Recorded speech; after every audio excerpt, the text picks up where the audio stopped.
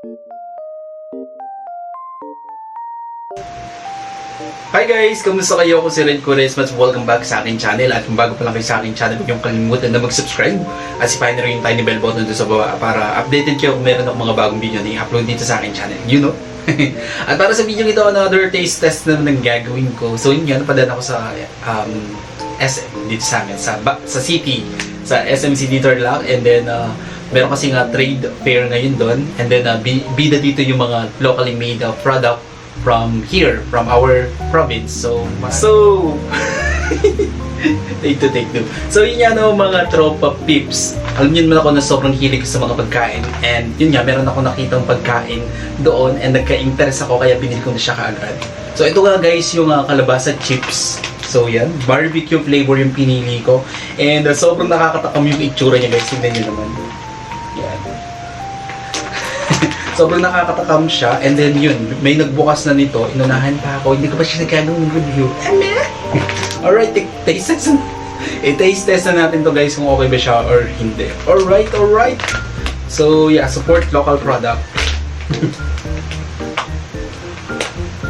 Alright, paano ba to?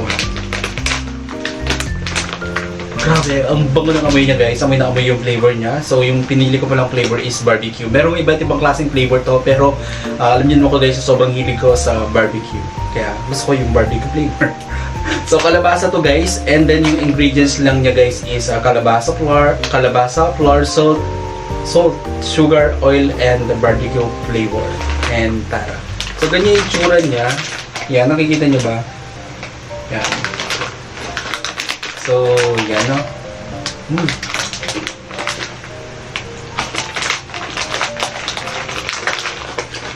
Ganyan siya guys oh.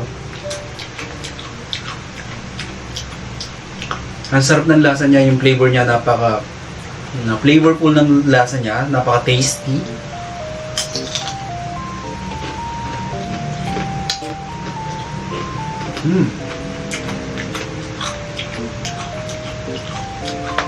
Okay sa akin yung lasa niya guys. Grabe.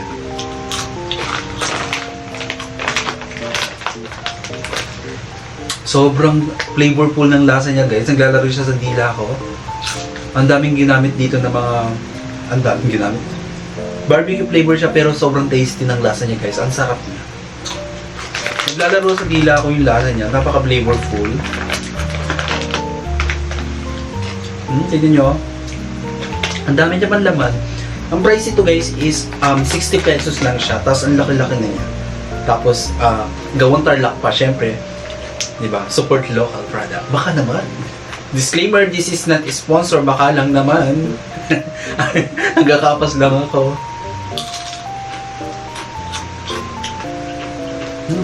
This is so delicious. Siguro kung i-rate ko siya,